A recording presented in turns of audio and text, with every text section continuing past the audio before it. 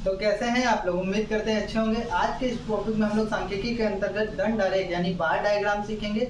सबसे पहले ये समझते हैं इस बार डायग्राम की जरूरत क्यों पड़ी, क्योंकि भाई पिक्टोग्राफ और पीछे हमने जो भी पढ़ा है उससे तो हमारा काम चल ही रहा था। तो बार डायग्राम यानी दंड आरेख की जरूरत इसलिए पड़ी, अगर आपने मेरा पिछला वीडियो देखा होगा तो वहाँ आप पाए होंगे कि वहाँ पर चित्रों को जब बना रहे थे तो बहुत अधिक वो समय ले रहा था। अब इतना अधिक समय किसी के पास है नहीं कि वो हर बार बड़े पूरे उसमें चित्र बनाए, और इस बोर्ड में पूरा चित्र बना पाना भी संभव नहीं है, और हर आंकड़े के लिए एक आकर्षक चित्र सोच पाना भी हर बार संभव नहीं है। इसलिए बार डायग्राम बिल्कुल पिछले वाली की तरह एकदम सटीक जानकारी देता है, लेकिन इसमें बहुत अधिक चित्र बनाने की जरूरत नहीं है। बार डायग्राम यानी दंड आरेख को हम लोग दंड आरेख बोलते हैं क्योंकि इसका आकार जो है डंडे के समान होता है। तो आइए थोड़ा सीखते हैं कि ये क्या है। ठीक है, तो देखिए जैसे मैंने यहाँ लिखा है कि दंड आरेख एक प्रमुख आरेख है।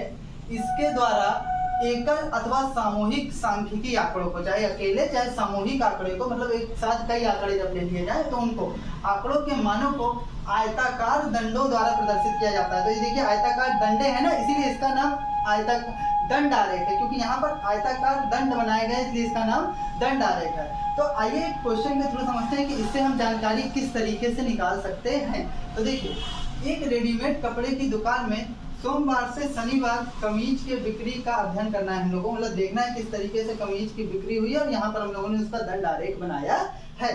तो हमने सबसे पहले इसको बांट लिया 5, 10, 15, 20, 25, 30, 40, 45, 50, 5-5 का गैप लेकर इसको बांट लिया। अब देखिए सोमवार को यहाँ तक कमीजें बिकी, मंगलवार को यहाँ तक कमीजें बिकी, बुधवार को यहाँ तक कमीजें बिकी, बृहस्पतिवार को यहाँ तक कमीजें बिकी, शुक्रवार को यहाँ तक, शनिवार को यहाँ तक। अब भाई इसको समझेंगे कैसे, सीखेंगे कैसे हम पता चले कि कितनी कमीजें बिकी हैं। तो सबसे पहले यहाँ पर भी हम लोग एक पैमाना मानेंगे। तो देखिए क्या है पैमाना, हमने एक इकाई मतलब ये इसकी लंबाई और चौड़ाई एक इकाई है। अगर यहाँ पर तो थोड़ा सा गड़बड़ हुआ होगा क्योंकि मैं नाप कर नहीं बनाया हूँ। आपको एक इकाई लेनी, मतलब जितनी इसकी लंबाई उतनी ही इसकी चौड़ाई।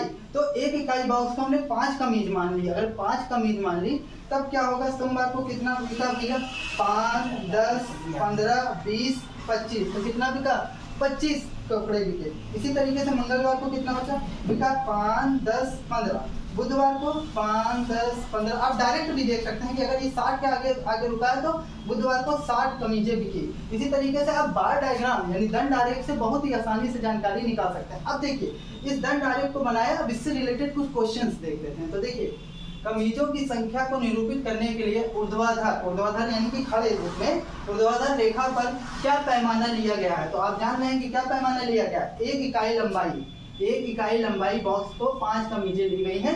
इसी से हम लोग जो है आंकड़ों को मान निकालते हैं। इसी तरह देखिए किस दिन अधिकतम कमीजें बेची गई हैं। तो आप देखेंगे शनिवार का दंड आरेख सबसे ऊंचा है, तो इसी दिन सबसे ज्यादा कमीजें बेची गई हैं। कितनी बेची गई हुई, 70। आप चाहे तो गिन सकते हैं 5, 10, 15, 20, 25, 30 एंड सो ऑन, आप गिन लीजिएगा।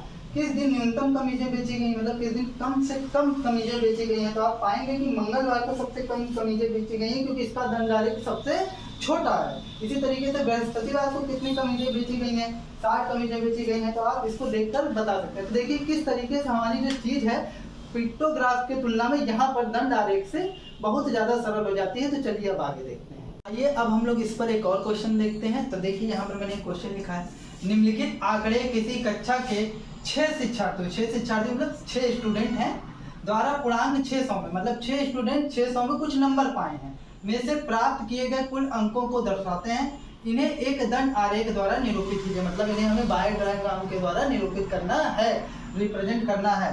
तो यहाँ मैंने कुछ शिक्षार्थियों के नाम लिखे हैं और उन्होंने कितना नंबर पाया, प्राप्तांक का मतलब होता है प्राप्त अंक। तो अमिता जी 600 में 450 नंबर पाई हैं, नमिता जी 600 में 300 नंबर पाई हैं, दीप्ति जी 400 नंबर पाई हैं, अजय जी 350 नंबर, इस तरीके से और भी है। तो अब इस आंकड़ों को हम दंड आरेख द्वारा निरूपित करेंगे। अब देखिए भैया, दंड आरेख हम 2 तरीके से निरूपित कर सकते हैं, एक खड़ा और एक लेटा। खड़े को हम लोग ऊर्ध्वाधर बोलते हैं, और जो लेटा होता है जमीन के स्तर पर उसे हम लोग क्षैतिज रूप में करते हैं। तो पहले हम लोग खड़े यानी ऊर्ध्वाधर रूप में देखते हैं। तो टोटल हमने यहाँ मार्किंग कर ली है 50, 100, फिर 50-50 का सब में गैप ले लिया। तो 1 सेंटीमीटर बराबर हमने 100 अंक मान लिया, मतलब यहाँ से यहाँ तक 1 सेंटीमीटर को हमने 100 अंक मान लिया, और ये बीच वाला पार्ट इसका मतलब ये हो गया 50। तो अब अगर ये 450 नंबर पाई हैं तो इनका बार डायग्राम यानी दंड आरेख कहाँ तक जाएगा, 400, फिर ये 50 और है तो 450, तो ये यहीं पर जाकर रुक जाएगा। 450 हो गया इनका। इसी तरीके से ये 300 नंबर पाई है तो इनका नमिता जी का दंड डायरेक्ट कहाँ तक जाएगा, 300 तक जाएगा। इसी तरीके से दीप्ति जी कितना पाई है, 400 पाई है तो दीप्ति जी का आलेख कहाँ तक जाएगा, 400 पर जाकर रुक जाएगा।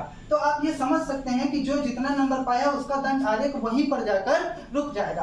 अब दंड आलेख चाहे आप खड़ा खड़ा बनाइए चाहे लेटा कर बनाइए, ये ऊर्ध्वाधर बना है, मतलब सॉरी ये क्षैतिज रूप में बना है, ये भी वही जानकारी दे रहा है। बस ये डिफरेंस ये है कि दोनों, ये लेटा हुआ है और वो खड़ा हुआ है।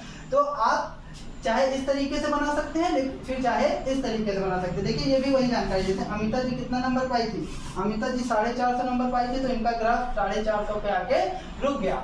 तो लेकिन समानता जो है हम लोग ऊर्ध्वाधर ही बनाते हैं, क्योंकि ये वाला बनाना बहुत ही आसान होता है। इस बारे में थोड़ा सा कंफ्यूजन होती है, बनाने को तो आप ये भी बना सकते हैं, लेकिन ज़्यादातर राइटर मैथमेटिशियन यही वाला सजेस्ट करते हैं। तो आई होप आपको जानकारी पसंद आई होगी। मिलते हैं नेक्स्ट वीडियो में। That's all from my side.